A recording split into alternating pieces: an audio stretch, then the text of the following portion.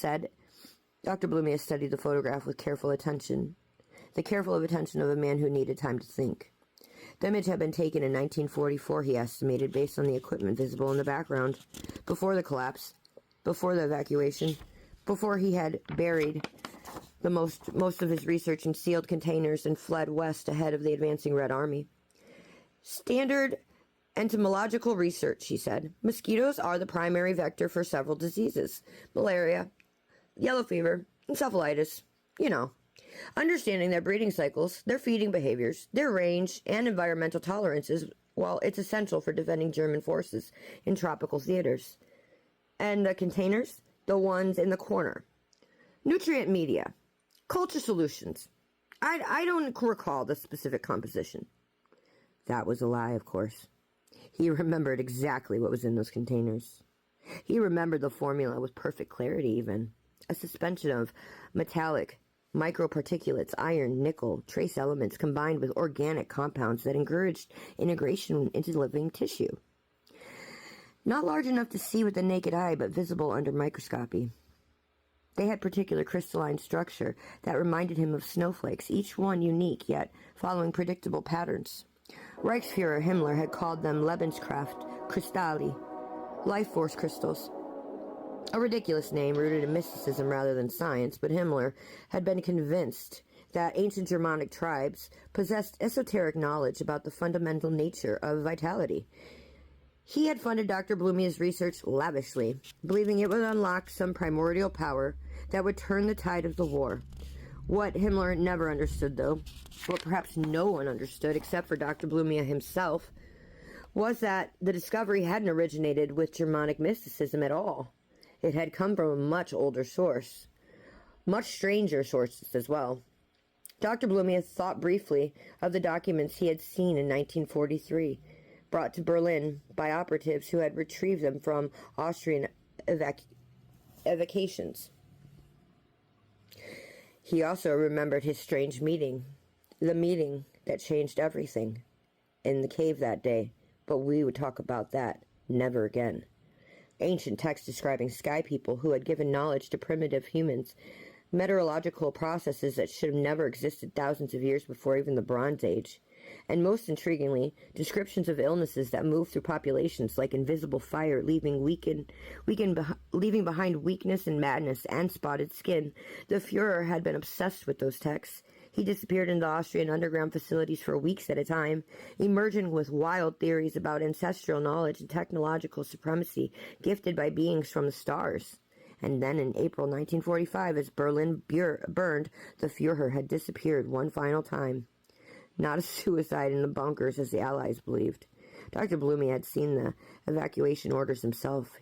He had watched the convoy depart to Austria under the cover of darkness. The war was lost, yeah, but the work, the real work, would continue. It was more like the battle was lost, but the war was soon to come, and they would make sure that they won. Captain Jerkis was still waiting for an answer about the containers.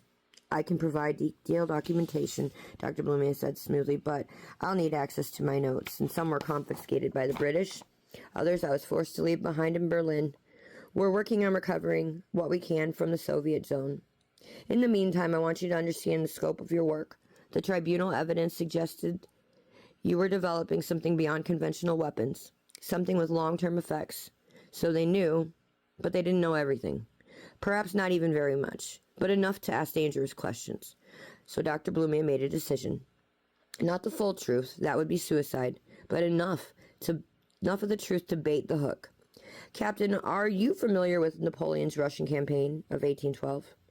Jerkis blinked with the apparent confusion, not understanding the question. I studied it at West Point. One of history's greatest military disasters. Why? Napoleon invaded Russia with the largest army Europe had ever seen. Honestly, there were 600,000 men. By the time they retreated from Moscow, however, barely 50,000 remained.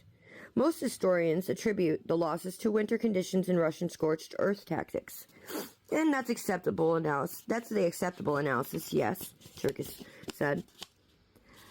The accepted analysis is incomplete. Dr. Blumia leaned forward.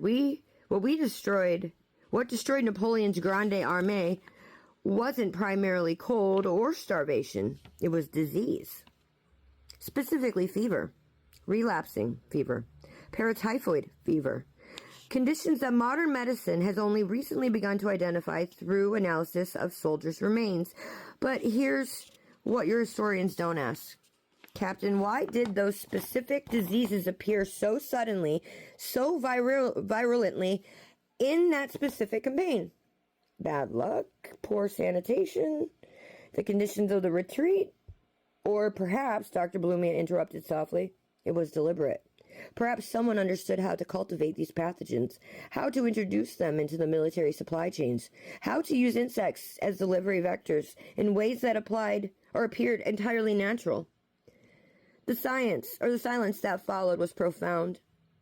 You're saying the Russians used biological warfare against Napoleon? I'm saying someone did. Whether it was the Russians themselves or perhaps advisors with knowledge beyond what should have been available in 1812, that remains an open question. But Dr. Bloomia's smile at this point was enigmatic. The Reich spent considerable resources investigating historical biological warfare incidents, and we found anomalies, patterns suggesting that certain catastrophic disease outbreaks throughout history weren't natural at all. That's speculation, isn't it? Your own country's historical records mention mysterious illnesses among native populations that facilitated European conquest. I mean, smallpox blankets are documented, Captain. Why is it so difficult to believe that more sophisticated biological attacks have occurred throughout history? Jerkis was silent, clearly uncertain where this conversation was headed. The research I conducted, Dr. Blumia continued, was built on foundations much older than the Reich.